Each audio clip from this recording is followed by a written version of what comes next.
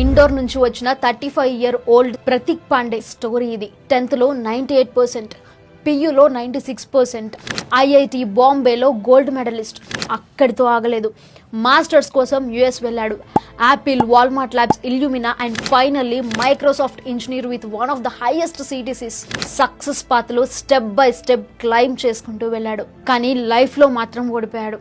సక్సెస్తో అన్నీ వచ్చినా హెల్త్ ఒక్కటి లేకపోతే ఎన్ని సాధించినా వేస్ట్ అన్న దానికి ప్రతీక్ పాండే ఒక హార్ష్ ఎగ్జాంపుల్. 35 years old ఏజ్లో మైక్రోసాఫ్ట్ క్యాంపస్లో సడన్గా కొలాప్స్ అయ్యి ప్రతీక్ లైఫ్ ఎండ్ అయిపోయింది. రిపోర్ట్స్లో హెవీ స్ట్రెస్, ఓవర్ వర్క్ వల్ల హెల్త్ ఇంపాక్ట్ అయింది అని వచ్చింది. ఈ స్టోరీ మనకి ఒక లెసన్.